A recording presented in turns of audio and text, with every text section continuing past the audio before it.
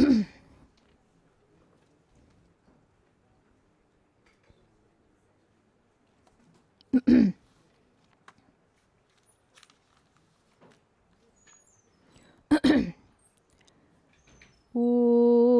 भद्रं कर्णेभिः शृणुयाम देवाः भद्रं पश्येमाक्षभिर्यजत्राः स्थिरैरङ्गैस्तुष्टुवागुंसस्तनूभिः व्यशेम देवहितं यदायुः स्वस्ति न इन्द्रो वृद्धश्रवाः स्वस्ति नः पूषा विश्ववेदाः स्वस्ति नस्तार्क्ष्यो अरिष्टनेमिः स्वस्ति नो बृहस्पतिर्दधातु ॐ शान्तिः शान्तिः शान्तिः श्रुतिस्मृतिपुराणानाम् आलयं करुणालयं नमामि भगवत्पादं शङ्करं लोकशङ्करं शङ्करं शङ्कराचार्यं केशवं बादरायणं सूत्रभाष्यकृतौ वन्दे भगवन्तौ पुनः पुनः ईश्वरो गुरुरात्मेति मूर्तिभेदविभागिने व्योमवद्व्याप्तदेहाय दक्षिणामूर्तये नमः।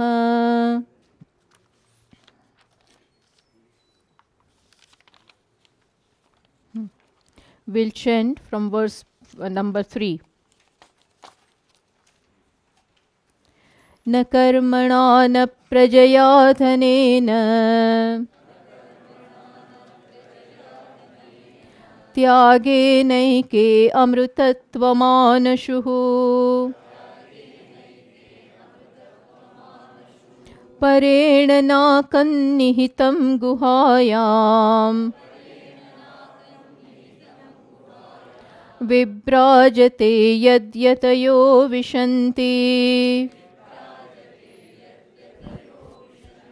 वेदान्तविज्ञानसुनिश्चितार्थाः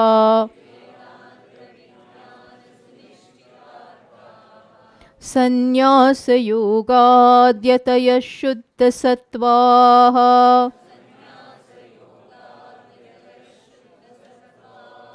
ते ब्रह्मलोकेषु परान्तकाले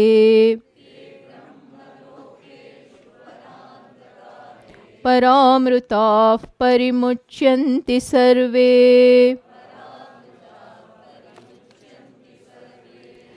So in these two verses, Shruti has shown that Tyaga or Sannyasa is the most compatible life for pursuing this knowledge. And now from verse number 5 to 7, Shruti is going to emphasize upon meditation. So let us read those verses. We'll read 5 and 6 together.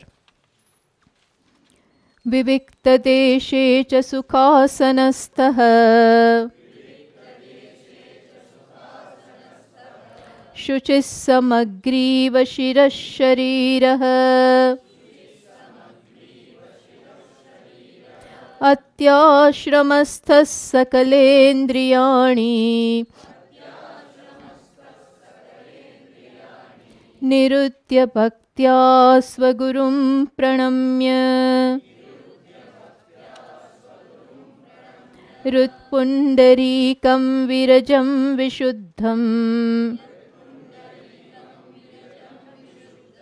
विचिन्त्य मध्ये विशदं विशोकम्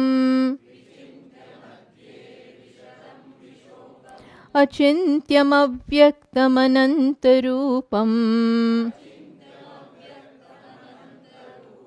शिवं प्रशान्तममृतं ब्रह्मयोनिम् तमादिमध्यान्तविहीनमेकम् Vibhum Chidanandamaroopamadbhutam. So, here Shruti is talking about meditation, and this is meditation upon the self. Yesterday we saw that the knowledge of the self, while we are listening about it, is fine. But the biggest obstacle in abiding in this knowledge is viparyaya, or wrong ideas or notions which we have about the self. For so many years, so many lives together, we have had wrong notions about the self, and they have become so deep rooted. So every so often we go back to that. While we are listening, it is very clear, with the help of the words of the teacher, that I am Brahman and not a Jiva becomes clear. But again, those samskaras come back, because today the river of the mind, the flow of the mind is filled with, or is running in the between the banks of this samskaras. What samskara? That I am a limited being. So the entire thought pattern is made up of those vasanas. Vasanas means those samskaras. Which samskaras are there? That I am a mortal being, I am human being, I am woman, man, karta, bhokta, etc. Plus all the time, because of that inadequacy, there is a constant attempt to achieve something, to prove myself to others. Constantly we are trying to prove ourselves to everyone. I am something, I am right, please take note of me, please love me, please give me this, please respect me. From where is all this stemming? Tell me. Had I known, it was very clear during Shravanam, and when I am reading at home, and when I am carrying out Mananam, it is very clear I am Brahman. In that case, all this is not required to assert the ego everywhere. Then the feeling of hurt, the feeling of guilt, plus trying to prove ourselves everywhere, all this shows that the samskaras of inadequacy are still there, very much there. So here at one level, the knowledge is there, paroksha jnanam, that is there. But that has to become aparoksha. See, all the notions are also today aparoksha. The notions are aparoksha. Aparoksha means right here. That is very immediate. That I am woman, that I am this, I am mother, father, husband, citizen, Indian. All this is there right here. Ajnanam is today right here. And so, from here it has to go. All the thoughts, all the vrittis of Dehabhimana has to be replaced by Aham Brahmasmi. That Aham Brahmasmi, that I am Brahman and everything is Brahman, has to be totally, that Aham Jivaha has to completely go, and this has to make its place and assert itself. When I look at something, by samskaras, spontaneously today, I take it to be different. If there is someone belonging to me, immediately he is mine. This is my son, my cousin, my country, my this, my that. Immediately I and mine, I and you, all this is there. This division is always there. So you can imagine what an amount of work is to be done. And all this work is to be done here. We have to sit back with ourselves. And as I said, all these notions first have to be discerned. First they have to be discerned that here this is a notion. When I say I'm hungry, that is identification with pranamaya kosha. When I say I'm intelligent, that is identification with vijnanamaya kosha. When I say I'm fat, I'm lean, that is identification with annamaya kosha.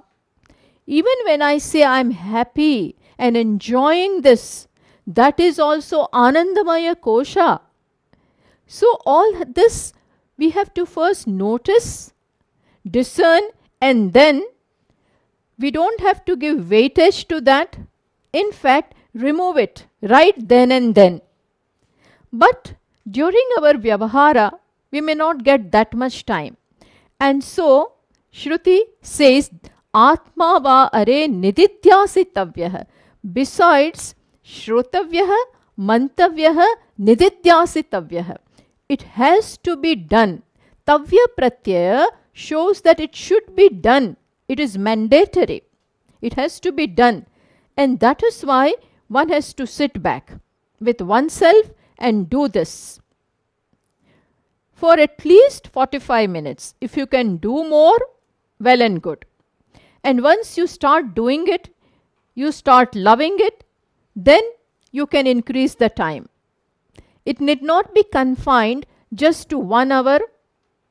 It can be prolonged, divided during the schedule of your day, so that more and more you get time to be with yourself. Because the whole pattern has to be reversed. Just imagine a river is flowing this way, and you want to transform or you want to change the flow of that river. Then just imagine how much amount of effort is required. Similarly here, exactly in the same manner, we have to transform the entire mind. And that is why they insist upon this nididhyasanam. It has to be done. Plus, we must look forward to it. In the beginning, we may not like it, because today, because of the perception that I have of myself, I am limited. So we don't like it. We are constantly fighting with it. A constant war, constant fight is going on with ourselves. What to talk about others? When we are fighting with ourselves, very naturally that conflict is going to be extended to others. There is self non-acceptance today. We are not accepting ourselves.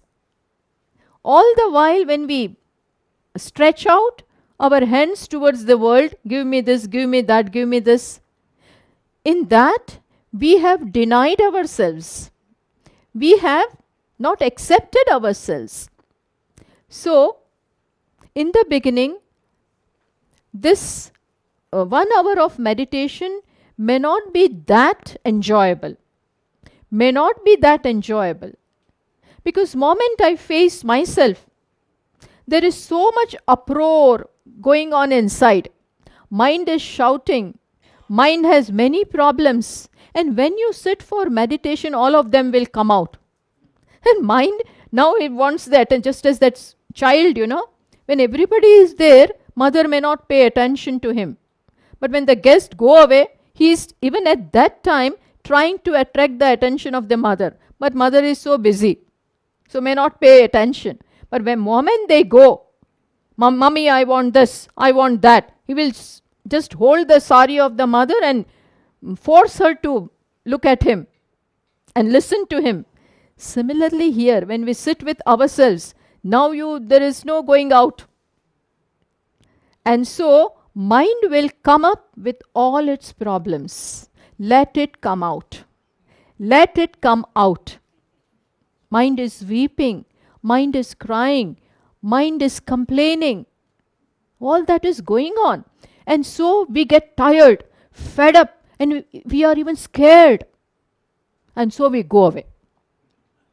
We try to finish this or go to sleep and then go away. all this has to be faced. And so this training is also required. This, because all the while our minds are focused out. Now, all of a sudden, we have begun this inner journey. So in the beginning, it may not be that enjoyable, but continue with it. And in Mandukya Karika, Gaudapadacharya ji very beautifully says that there are many kashayas inside.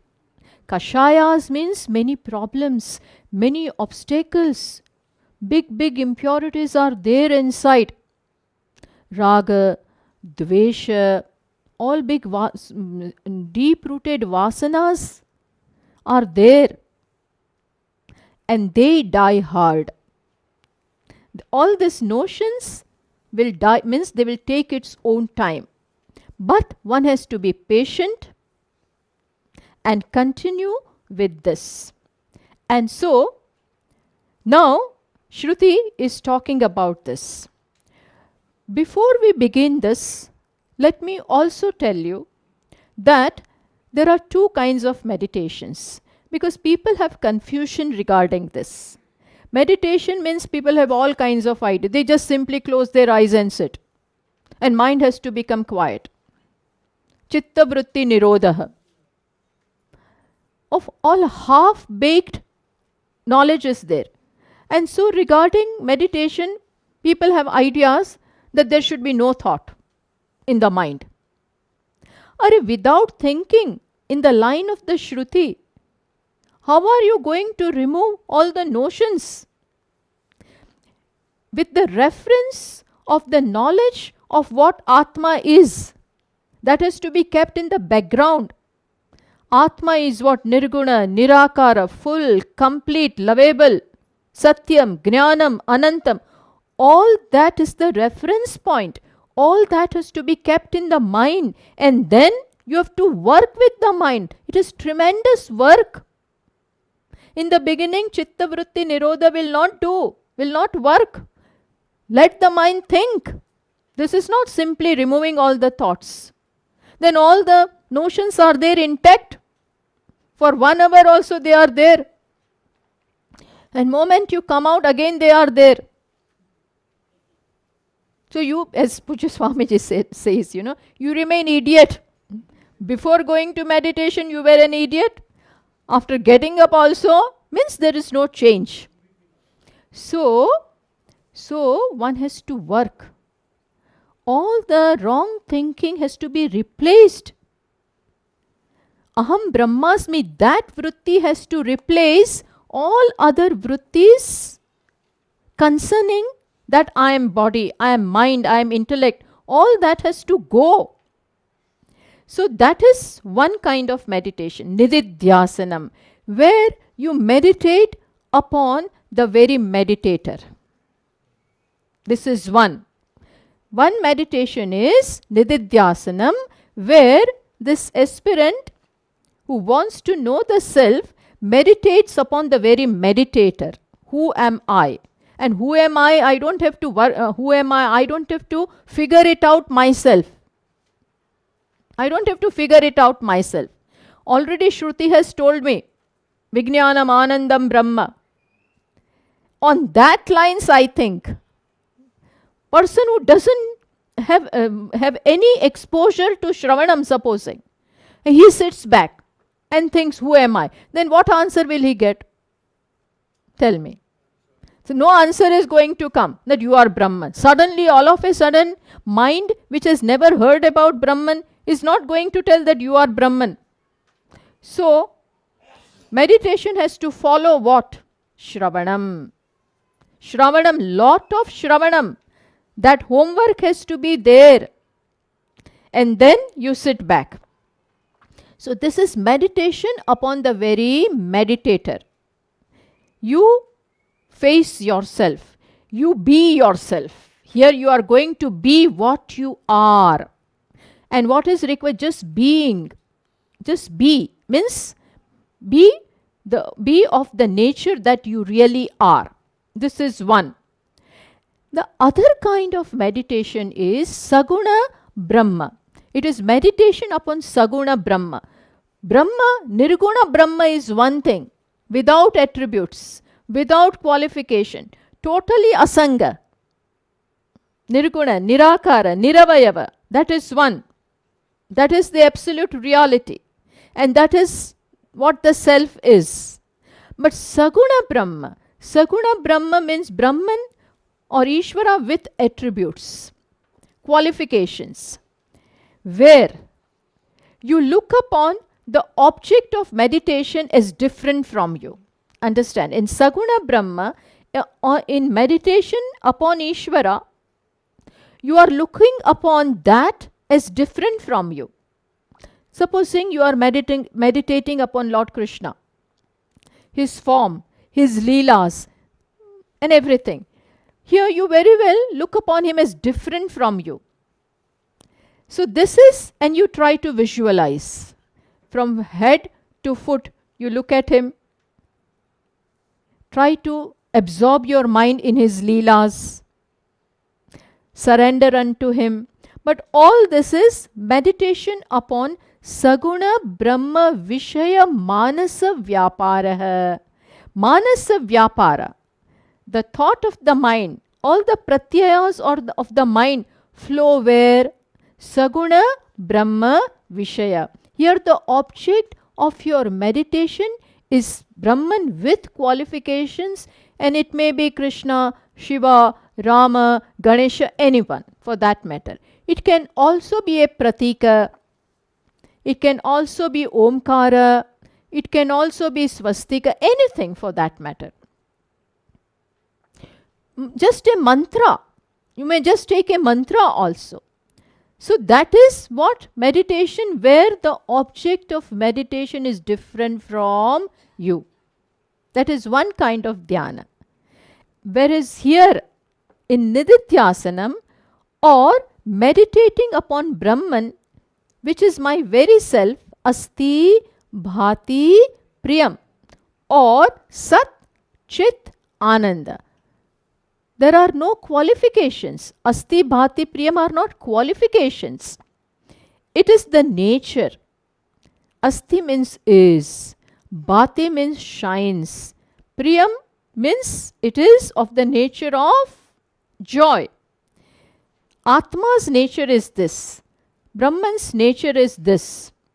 And it is just this much. Not long, short, this, that, no other qualifications at all. That is meditation of another kind, which is called meditation upon the very self. Okay? So this much difference is there. Because this is going to come here also. In verse number 7, that will be meditation upon Saguna Brahma. So I had to make this much clear. So now we proceed with this. Come back to verse number 5. In the first 2 lines, first 3 lines rather, what is Shruti saying? That is giving us certain instructions regarding how to go about doing this. So in the very verse, we are talking about verse number 5. The very first word is Vivikta Deshe. Sit in a solitary place. Sit in a place where people are not there. They may be, but still it is solitude, solitary place. Why that is important? Because today my mind is vulnerable. With all the noises and everything, I may not be able to concentrate.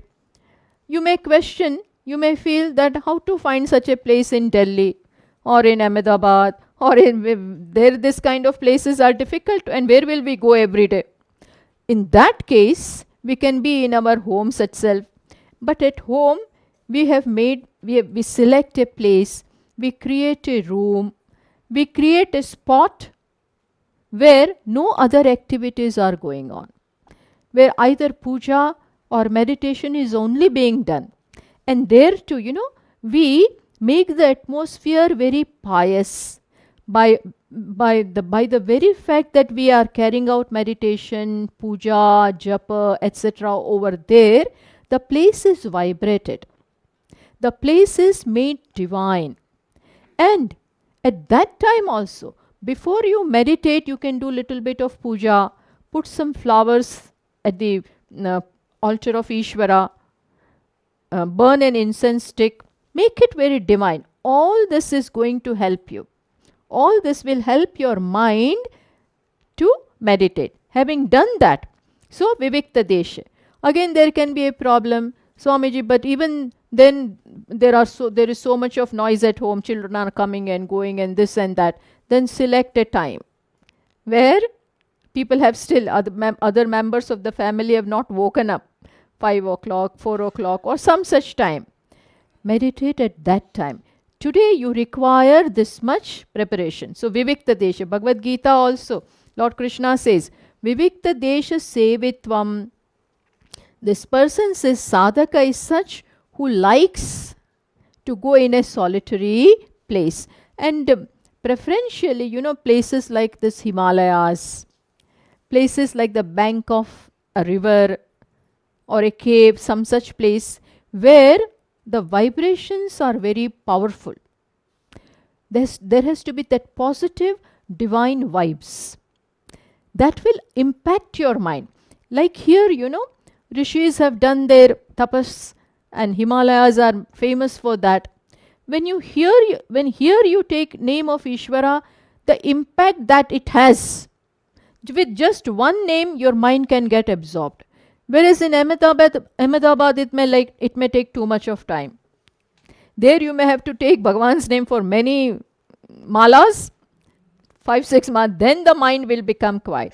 Whereas here, because of the atmosphere, it may become very soon. So Vivikta Deshe.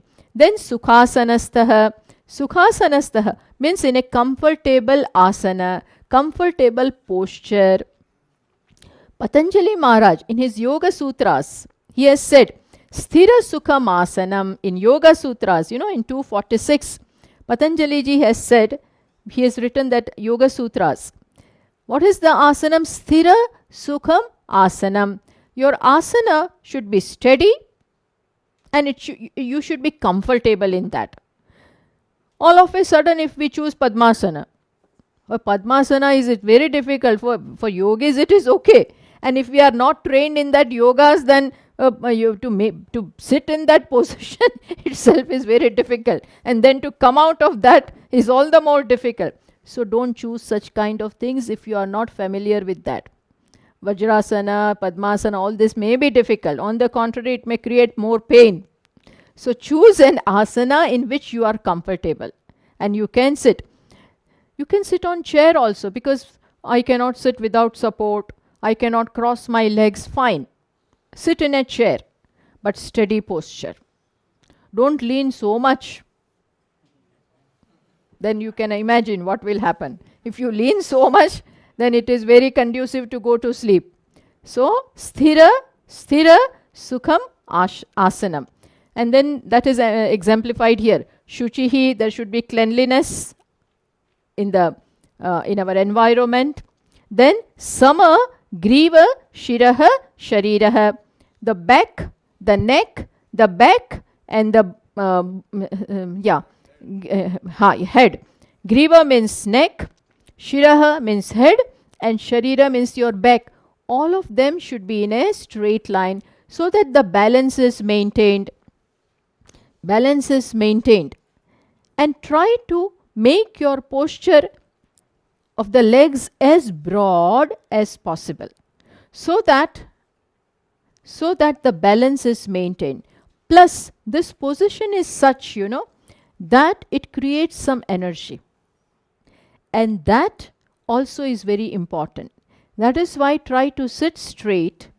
And so all the your energies of the head are available to you. And you can maintain the balance also very well. Then, now very important thing is said. Atyashramastaha. Atyashramastaha means what? Ashramam atitya tishtati iti atyashramaha. Come out of or grow out of all the ashramas. Means at this moment, you are not a student, you are not a householder, You are not a tapasvi or a vanaprastha, but who are you? Ashram, sannyasi. Means what? Other than sannyasis, everybody has to play roles.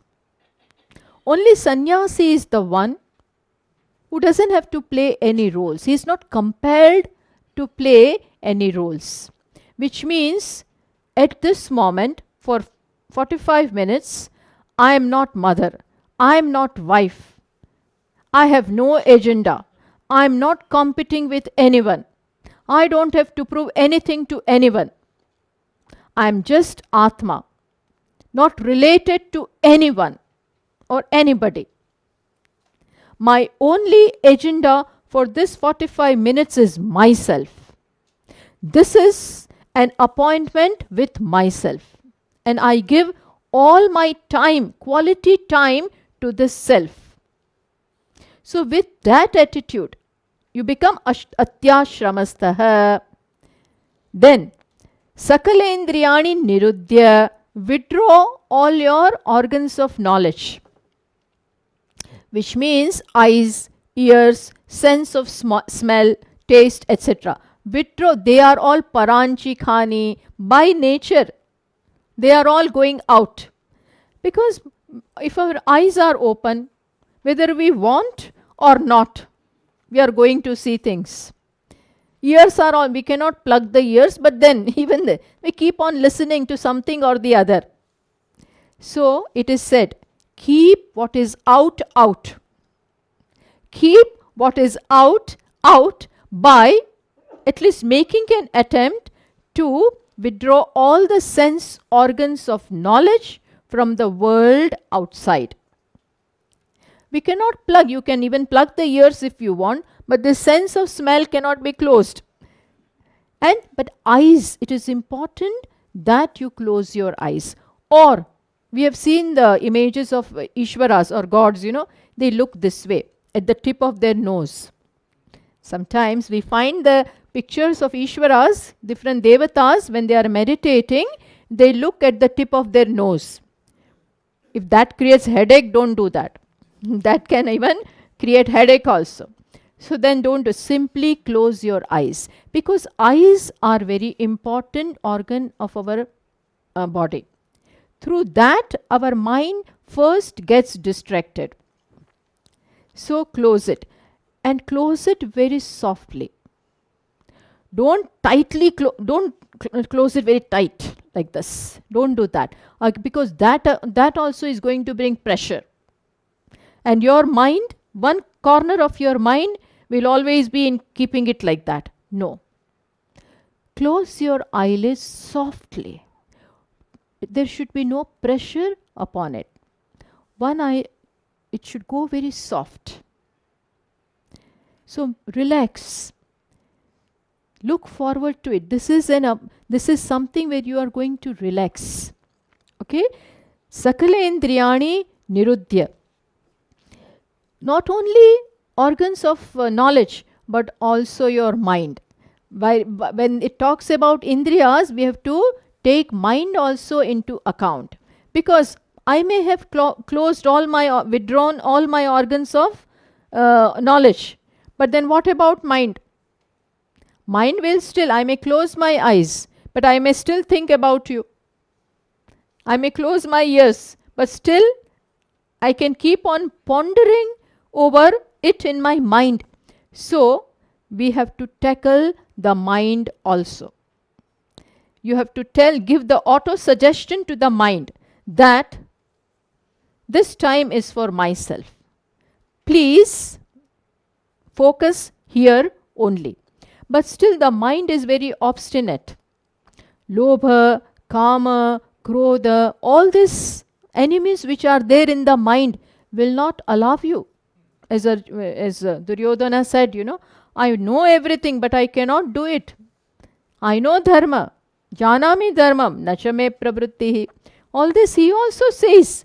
In that case, to deal with these enemies, the means is pratipaksha bhavana.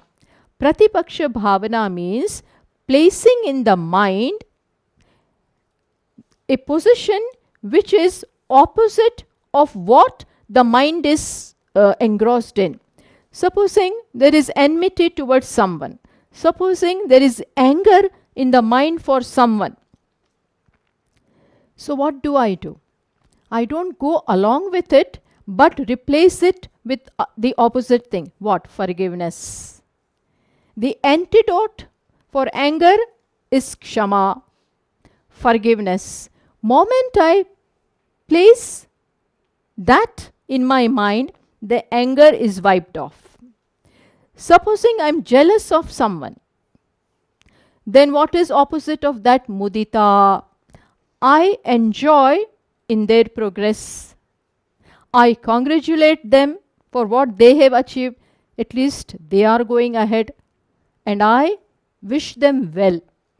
Deliberately I do that. Deliberately it has to be done.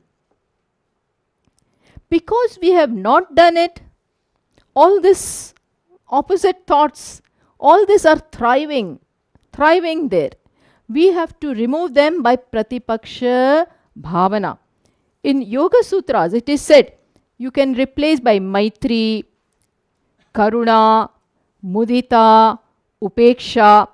These are the different pratipaksha bhavanas. If there is too much of greed, then what is pratipaksha bhavana for that? You donate. You help others. That is very difficult. But still I deliberately make up my mind that no, I am going to give. I will become magnanimous.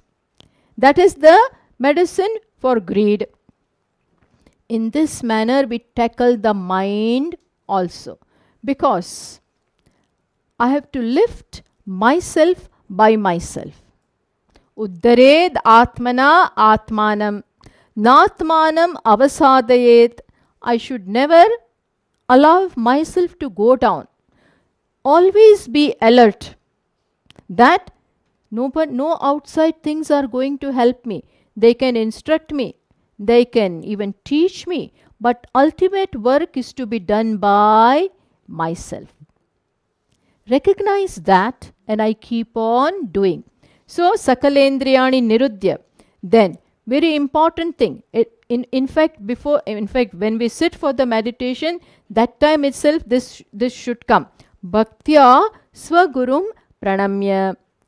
With devotion, bow down or salute your teacher or Ishvara, anything. But why teacher? Because teacher is Pratyaksha Devata.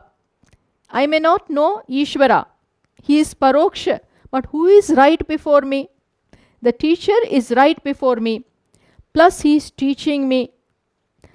I am beneficiary of his teaching, his love, his compassion, etc. And so, before getting into this, to seek his blessings and to fill up my mind with encouragement, with positivity, I salute the teacher. And when devotion is that, it invokes blessings also. So having done that, then comes this. Rut pundarikam virajam vishuddham vichintya madhye. Now showing us the place for meditation.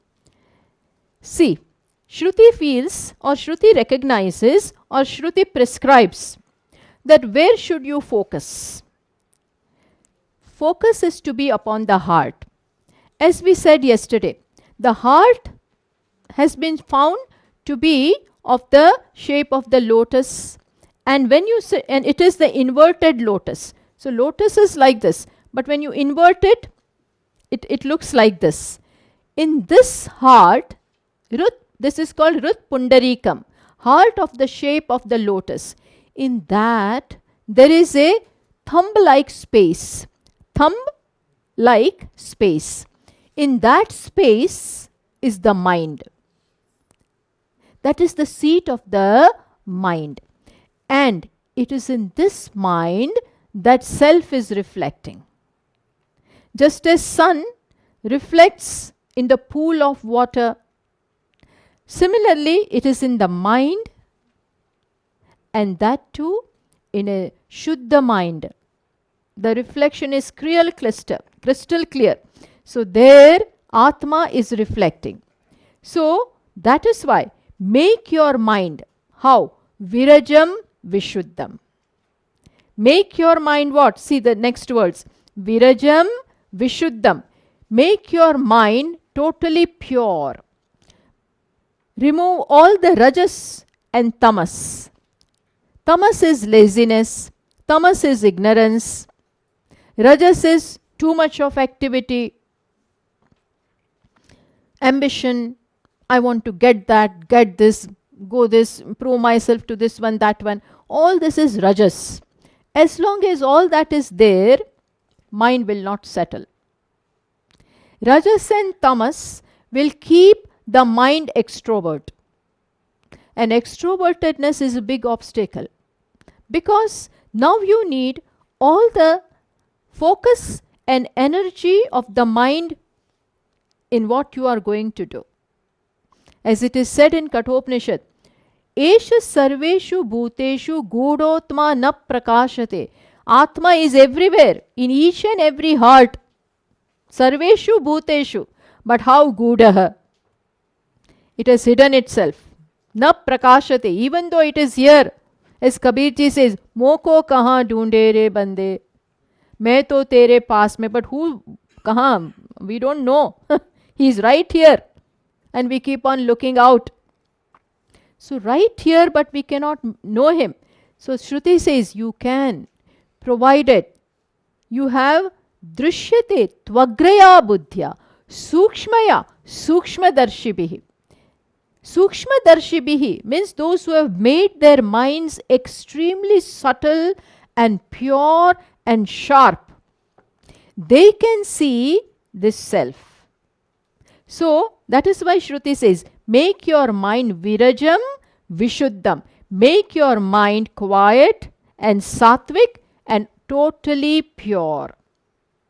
Having done that, then vichintya madhye vishadam vishokam. Now begins the real meditation. So far instructions were given. Sitting, how to sit, which place to sit, then where to meditate, all this is said.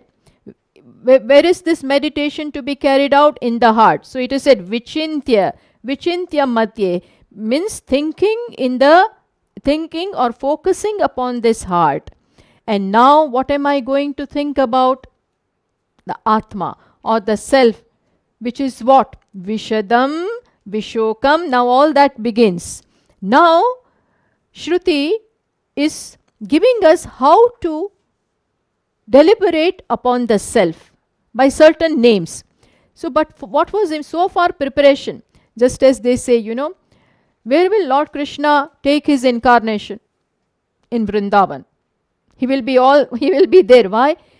Because that is the place where all the gopis are, Yashoda is, Nanda Baba is. Similarly, we make our heart what? Vrindavan. We make our heart Ayodhya. Then Ishvara comes there. So far that was said.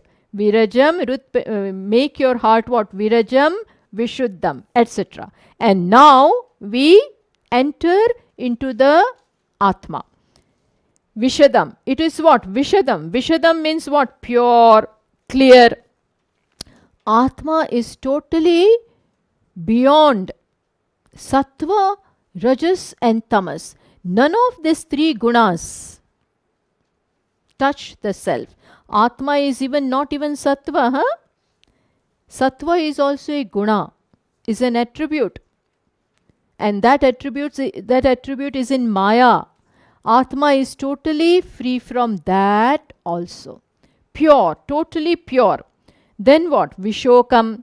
Vishokam means there is no taint of grief. There is no reason to grieve. When can there be grief? When I miss something, something goes away, something goes out of my sight, or there is an end of something, when things don't happen the way I want, so on and so forth.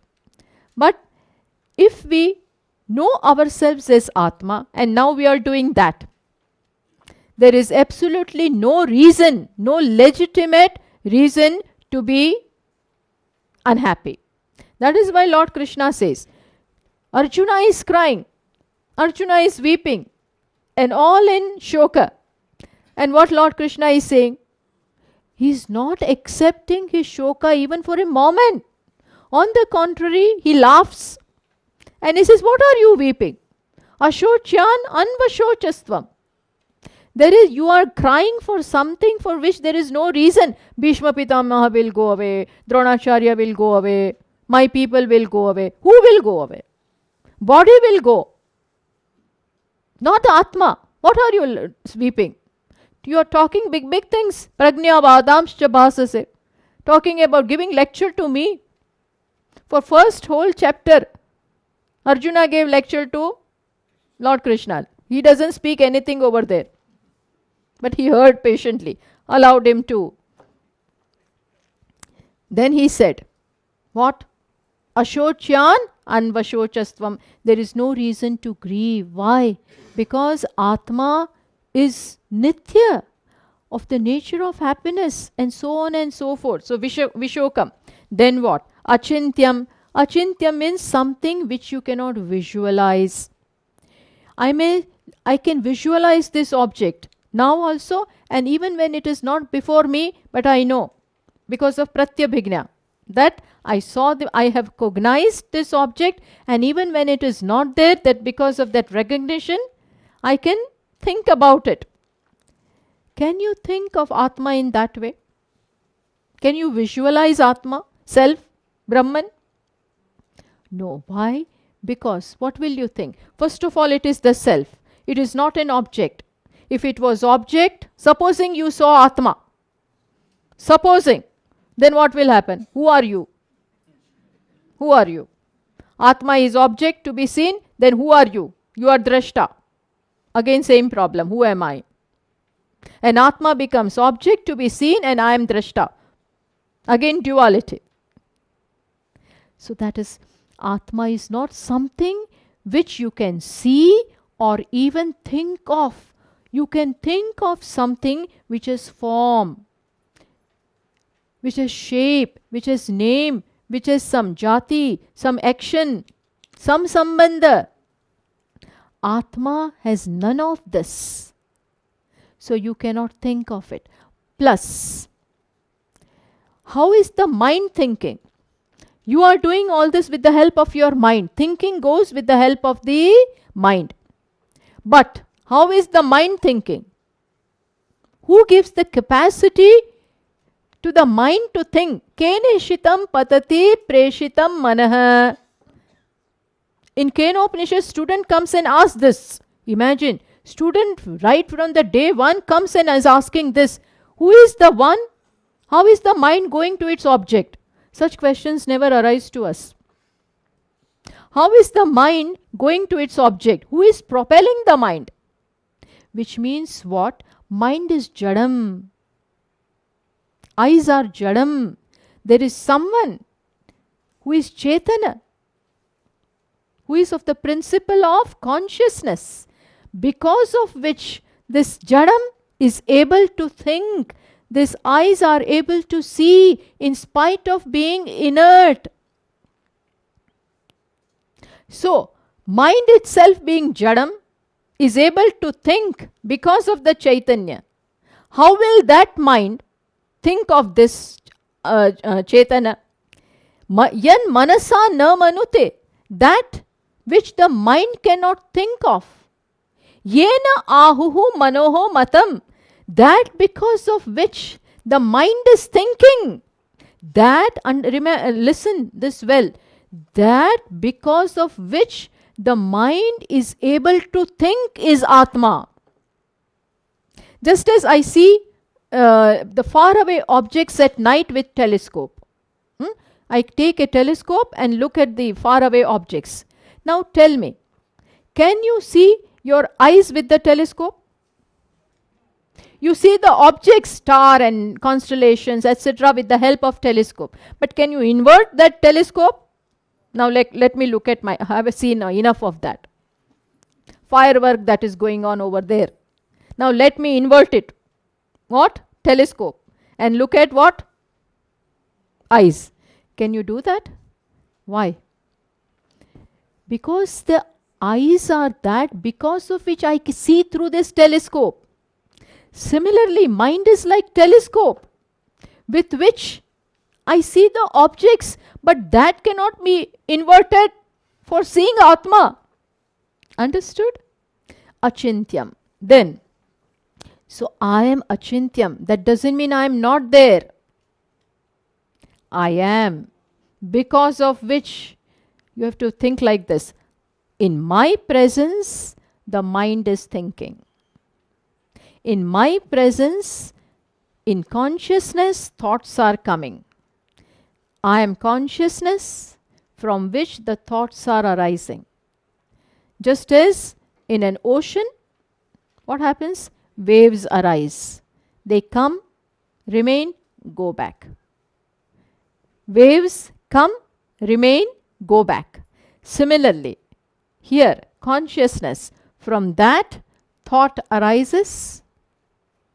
One thought, this thought remained, went back. Understood? But from the consciousness, because of consciousness, that conscious has no form. It has no form. Thought has a form. I thought of this. I thought of this color, blue color. I saw this object and thought of it. But I could think because this has a form. Atma has no form. And it cannot be objectified that way. So, achintyam. Then, avyaktam, unmanifest. It is unmanifest. Unmanifest means these things have manifested themselves into name and form. Atma is unmanifest, avyaktam. Then what? Ananta rupam. On one hand, it is said that it is avyaktam, unmanifest, plus all the forms that we see in the creation are what? Nothing but different forms of the same Brahman. Just as the clay can be seen, that is the limitation of the example, but still clay can be perceived when clay is perceived even otherwise. But suppose this is the limitation of the example. You take the clay, but when you make many pots and pitchers and plates out of it, there are so many vast names and forms of clay, pots and pitchers and whatnot. You can see all of them. Who are they? What are they? Nothing but clay in the form of that.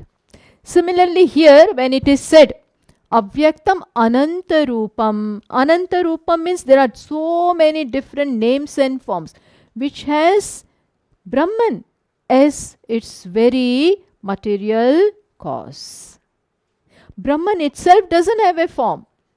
But when it comes out in the form of different parts of this creation, that happens because of Maya. We are not getting into that now, but it has Ananta Rupa. Then, again, what is it? Shivam. Shivam means what? Why it is said Ananta Rupam? Because in meditation, when I am doing this, some form of some person or otherwise may come and distract me. I may think of a person, and right in the seat of the meditation, I may get angry. Because he got promotion and I did not get. So, here it is said, Ananta Rupam. It is nothing but you everywhere. Whatever is because of Brahman. That is why it is said Ananta Rupam. Then Shivam. Shivam means it is auspicious. It is nothing but auspiciousness. Then Prashantam. Prashantam means totally quiet and tranquil. Amrutam. Amrutam means Prashantam and Amrutam. Amrutam means immortal. It has no end, no beginning. Plus, what is it? Brahma Yonim. Brahma Yonim means what? It is the cause of even Brahmaji. Brahma Yonim has two meanings. Either One meaning is it is the cause of Brahmaji or cause of the entire creation. Brahman is the cause of the entire creation. Cause in which way? Secondary sense, not in the primary sense. Saguna Brahma is the cause, but not Nirguna Brahma. But if you go to see, Nirguna only becomes Saguna with the help of Maya. So ultimately he only is Saguna Brahma with the help of Maya. In that sense, it is the yoni, means the source of everything. Just as the gold is the source of all the ornaments. Similarly, Brahman or Asti Bhati Priyam is the source of entire creation. Then, tam, to that or to which, tam adi madhya anta vihinam. It has no beginning. Adi madhya anta vihinam. How beautiful. It has no beginning, no middle, no end. Things which have come into existence has a beginning, has a middle, and has an end. And in between the beginning and the end, it passes to different vikaras, different changes. But self, it's not. See, supposing self also came into existence at a time. Supposing it came into existence at a time, then where was it before? And how did it come about? So there is the thing which, supposing the person is born at a certain time and a certain day. But before that, that person had prior non-existence. Before that, at 9 o'clock he is born, 9 a.m. But then at 8:55 he was not there. So that is called prior non-existence.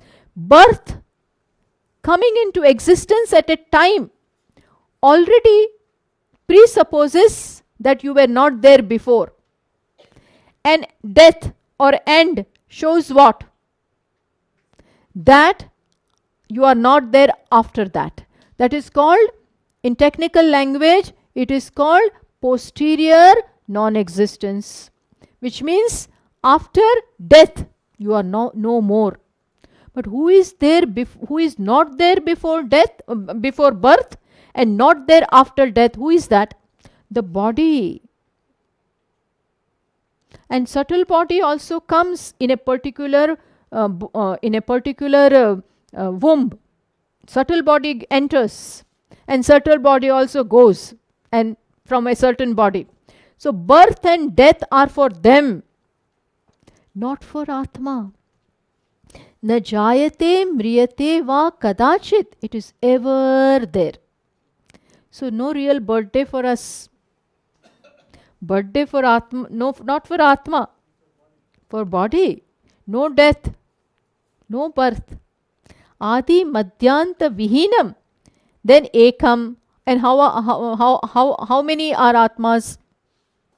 Brahma, how many Brahmans? Just one. Just one. And that too, ekam eva advitiyam. There are no two. There is nothing like Atma, nothing different from Atma.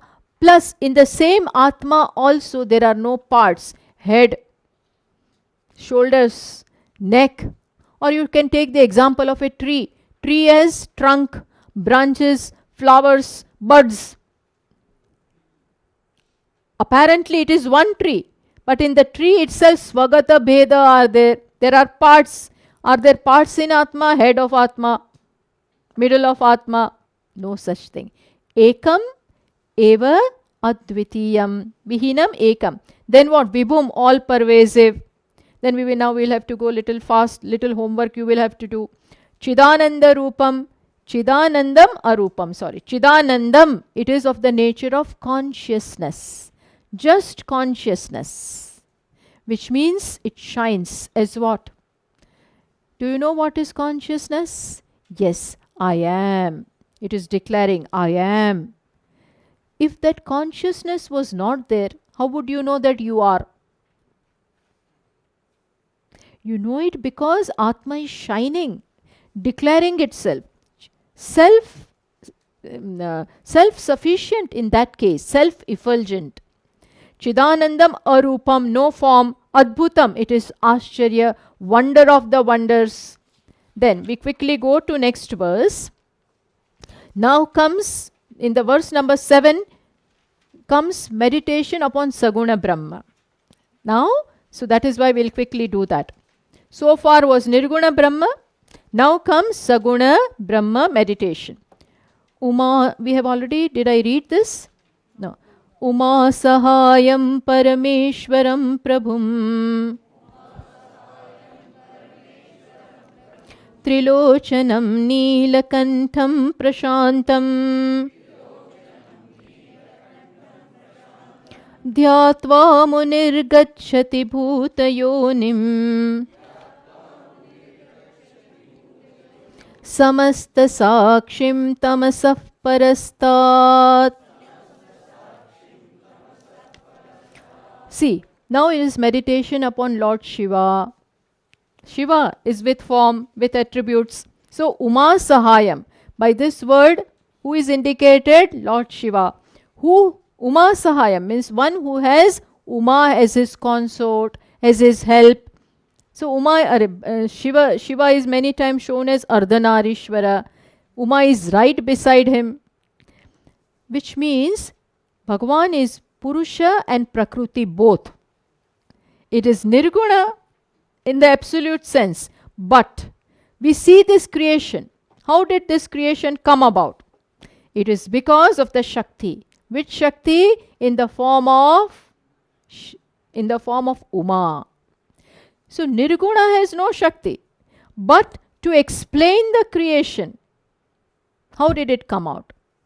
Then we say that it came out because of the Brahman Shakti only. And who is that Shakti? Somewhere else, staying independently away from Brahman. That we have already denied. That Brahman is what? One, without a second. So Uma cannot be somewhere else, an independent reality. I am someone. No. Who is she? Nothing but Shiva only. Shiva only is that Shakti. It is his Shakti. So, Uma Sahayam, with the help of Uma, that is Maya, Brahman creates and becomes Shiva. So, Uma Sahayam Parameshwaram, that is Lord Shiva. He is Prabhu, Ishvara. Prabhu means overlord of everything. Then he is known as Trilochanam. Shiva is known as Trilochanam means three-eyed. We have two eyes. Shiva had three eyes. You know the story behind it. That when there was demon called Tarakasura. Yeah. He was very, very powerful. And nobody could destroy him. Not even Brahmaji or Vishnu or anybody. And then everybody was so much agonized. They went to Lord Vishnu. He said only the child, the son born of Shiva can destroy. None. And Shiva is in Samadhi. What to do? Lord Shiva is in Samadhi for thousands of years. How to beget a son? And where is the wife? Nobody was there. So at that time, Parvati was doing tapas for marrying, means having Lord Shiva. So what did this? But Shiva will not come out from the Samadhi, Nirguna Samadhi. So all the Devatas did, they created Kamadeva and sent him where Lord Shiva is meditating, is in Samadhi. And Kamadeva went with his all team, the spring season and blossoming and everything. He goes there and tries to disturb Lord Shiva. Kama, when the thought of Kama, when it arises, it disturbs. So moment Kamadeva started working, Shiva was little bit disturbed. And he is angry. Who is this? Who is this who has created this kind of little bit of disturbance in me? And then when he saw, Kamadeva was hiding behind the trees. But he saw. And he immediately opened the third eye. The third eye he opened. Moment he opened, Kamadeva was burnt to ashes. And then what did Shiva do? He smeared the ashes on his body. That shows victory over Kama. that shows that victory over them. But still, for the benefit of the creation, Shiva accepted Parvati and the son was born from them. And he then destroyed the Tarakasura. So this is the story. But here Triloshanam, one eye is sun, other eye is moon, right side is sun on Shiva's head, right side is sun, left eye moon, and in between the third one, eye of knowledge. Triloshanam. Again Neelakantham. Who is this Neelakantha? Again a story. One who has this blue neck. How come blue neck? Why? Because once upon a time Asuras and Devatas fought, and who won? Asuras won. Now Devatas are all emaciated. They want vigor and strength. So they again went to Lord Vishnu. What to do? He said that you churn the ocean, Samudra Manthanam, do that, and then things will come out. With that you will again, this Amrutatva, ambrosia will come out. Drink that, and then again you will be powerful. But the Devatas are so weak that they cannot even do that. So again they went to Lord Vishnu. How to do? He said, take Asuras in your company. Take them with you, and both of you together do it. But they will not agree. He said, make a deal. What deal? That half of the ambrosia will be given to them, to the Asuras. Then they will come. So that was done. And now Devatas and Asuras, both of them, are churning the ocean. And the story goes that so everything started coming out.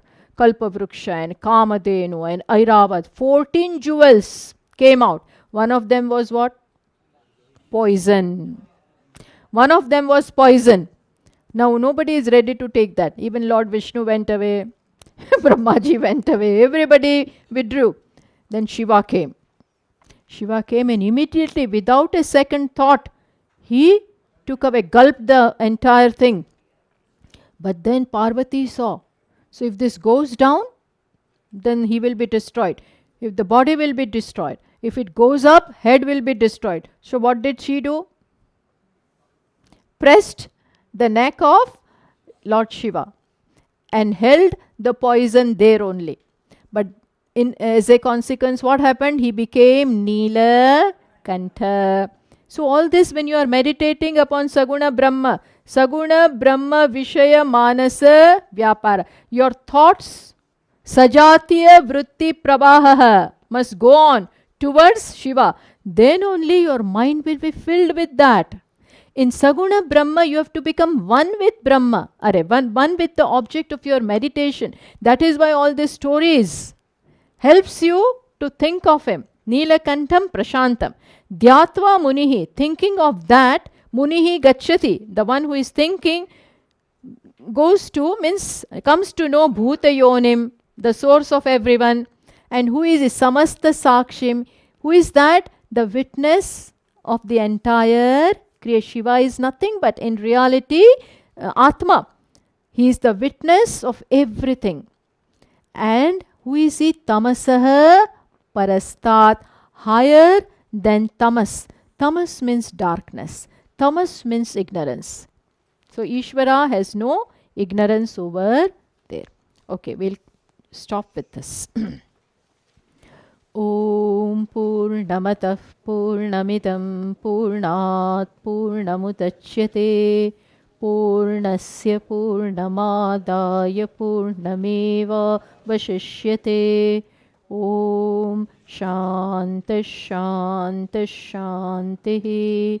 Shankaram Shankaracharyam Keshavam Badarayanam Sutra Bhashya Krutau Vande Bhagavantau Punah Punah Ishvaro Gururatmeti Murti Bheda Vibhagine Vyomavadvyaptatehaya Dakshinamurtaye Namaha. Om Shanta Shanta Shantihi.